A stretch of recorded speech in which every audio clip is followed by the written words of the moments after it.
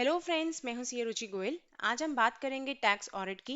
जैसा कि आप जानते हैं, फाइनेंशियल ईयर 1920 के रिटर्न फाइलिंग अब स्टार्ट हो गई है और जिन लोगों को टैक्स ऑडिट करवाना है उनके लिए भी टैक्स ऑडिट की न्यू डेट नोटिफाई हो गई है। तो ड्यू डेट्स क्या है, नहीं कब आपको टैक्स ऑडिट करवाना है और कौन सी डेट तक रिटर्न फाइल करनी है, वो जानने के लिए आप आई बटन में जाइए। इस पर हमने एक वीडियो बनाया है, आप ड्यू डेट्स को देख सकते हैं। तो आइए बात करते हैं सबसे पहले सेक्शन 44 AB, जो कि टैक्स ऑडिट के लिए है। करंट प्रोविजन कहता था कि अगर आपकी टर्नओवर 1 करोड़ से एक्सीड करती है तो आपको टैक्स ऑडिट करवाना पड़ता है।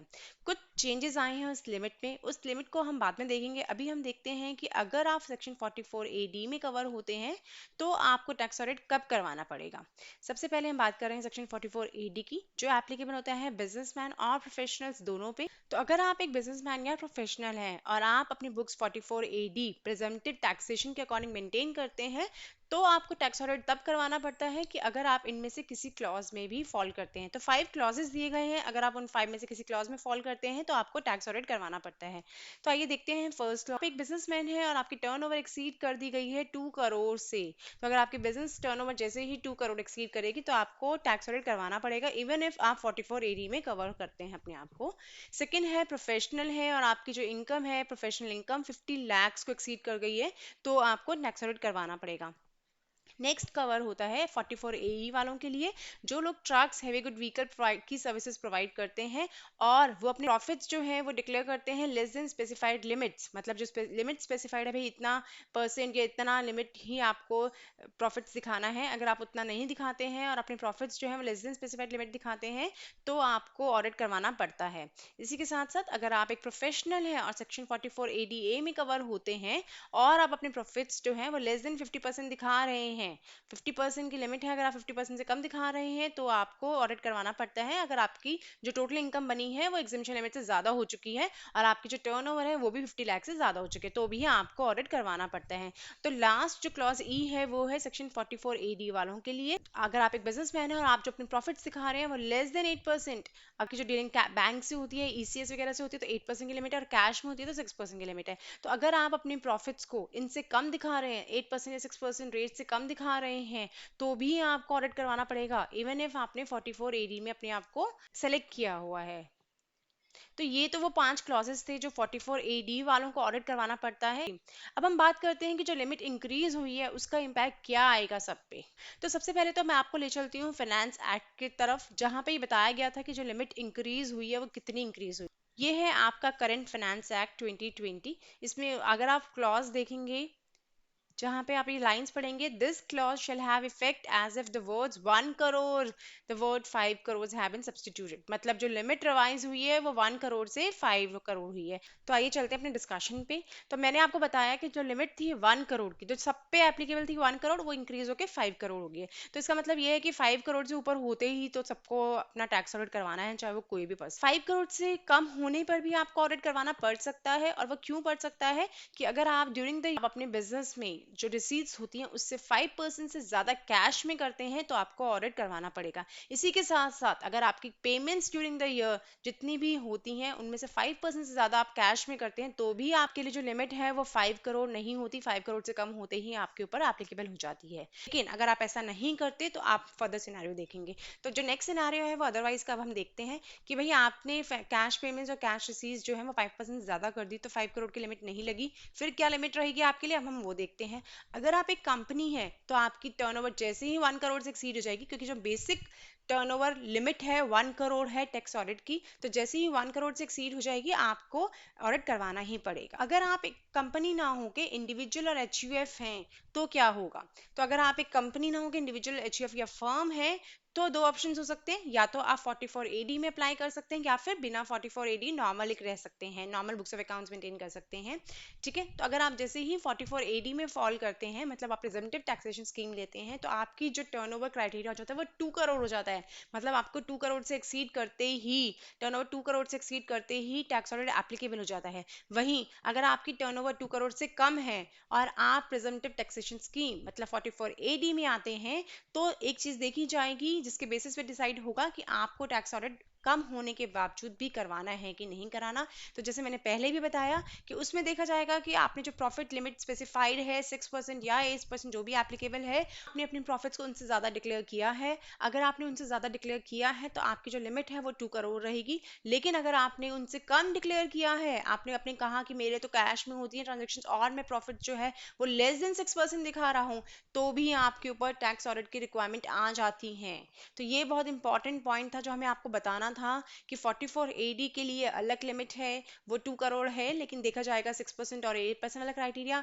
देन एक नॉर्मल बिजनेसमैन के लिए 1 करोड़ की लिमिट है। At the same time company के लिए हमेशा ही 1 करोड़ की लिमिट है। एट द सेम टाइम अगर वो कंपनी 5% से ज्यादा कैश पेमेंट या कैश रिसीव नहीं करती है तो उसके लिए 5 करोड़ की लिमिट हो जाती है। तो इस तरीके से ये चार्ट है, इसको समझना बहुत जरूरी है, थोड़ा सा कॉम्प्लिकेटेड जरूर है, पर अपनी क्लियर रखिएगा कि 5 करोड़ कब एप्लीकेबल है, 1 करोड़ कब एप्लीकेबल है, 2 करोड़ कब एप्लीकेबल है। इसी के साथ साथ मैं ऐड कर देती हूँ कि जो प्रोफेशनल्स होते हैं उनके लिए लिमिट होती है 50 लाख। तो 1 करोड़ 2 करोड़ नहीं, 50 लाख होती है उनके लिए। जैसे ही 50 लाख को एक्सीड करते हैं, प्रेजम्पटिव में भी आते हैं, तो भी आपको लिमिट जो होती है वो 50 लाख होती है। 50 लाख से एक्सीड करते ही आप प्रेजम्पटिव में आ रहे हो, और 50 लाख से एक्सीड करते हो वैसे ही करते ही आपको टैक्स ऑडिट एप्लीकेबल हो जाता है।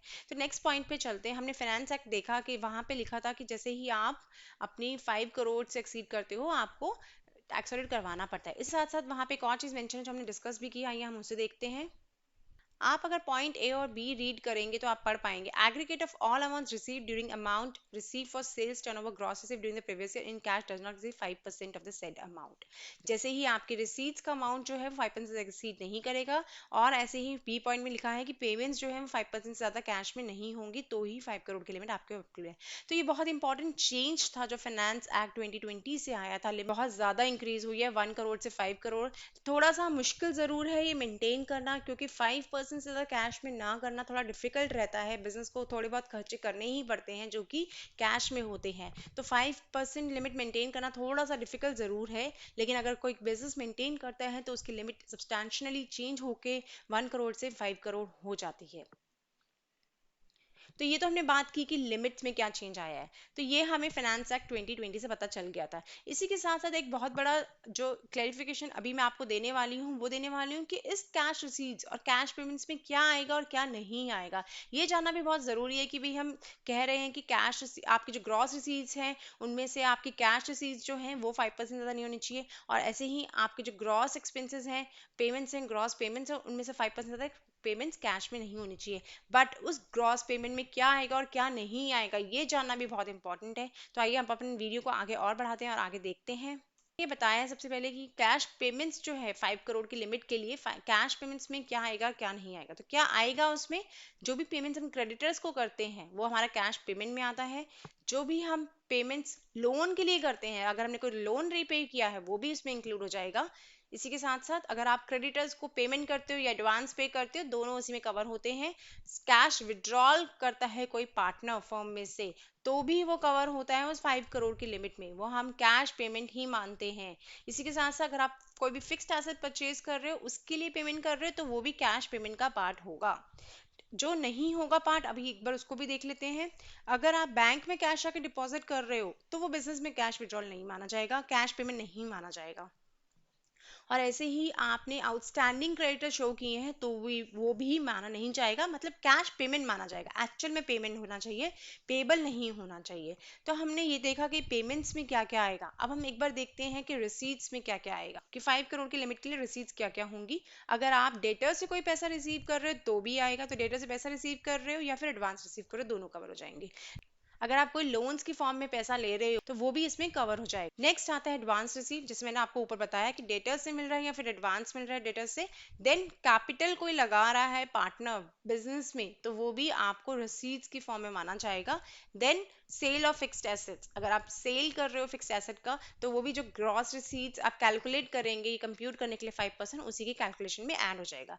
क्या नहीं कवर होगा वो भी देख लेते हैं, एक्सक्लूजन्स भी देख लेते हैं एक बारी। अगर आप अपने बैंक से कैश विड्रॉ करते हो तो वो कवर नहीं होगा ग्रॉस रिसीट्स कैलकुलेट करने में या फिर 5% कैलकुलेट करने में। इसी के साथ साथ अगर आप डेटर्स से पैसा कोई आउटस्टैंडिंग शो कर रहे हो, रिसीव नहीं किया है सिर्फ शो कर रहे हो, तो वो भी कवर नहीं होगा। एक्चुअल रिसीट्स कवर होंगे। तो ये बहुत ही इंपॉर्टेंट टॉपिक था कि आपको 5% से ज़्यादा कैश पेमेंट नहीं करना है टोटल पेमेंट्स का, या 5% ज़्यादा रिसीव नहीं करना है कैश टोटल रिसीट्स का, और उसमें क्या क्या आएगा ये भी बहुत इंपॉर्टेंट है जानना, तभी हम सही कंप्यूट कर पाएंगे। तो ये तो थी हमारी वीडियो आज की जो थी टैक्स ऑडिट पे, revise limit of tax audit पे।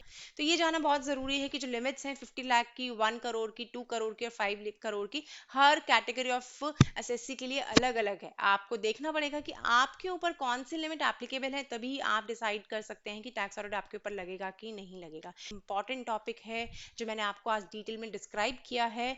आप लोगों के साथ भी शेयर ज़रूर कीजिए सो दैट कोई भी गलती ना करे, क्योंकि ये जानना भी बहुत ज़रूरी है कि टैक्स ऑडिट अगर आप नहीं कराते हैं तो उस पर पेनल्टी लगती है। आज के लिए बस इतना ही। हमारे साथ जुड़े रहिए, हमारे चैनल को सब्सक्राइब भी ज़रूर कीजिए। Thank you.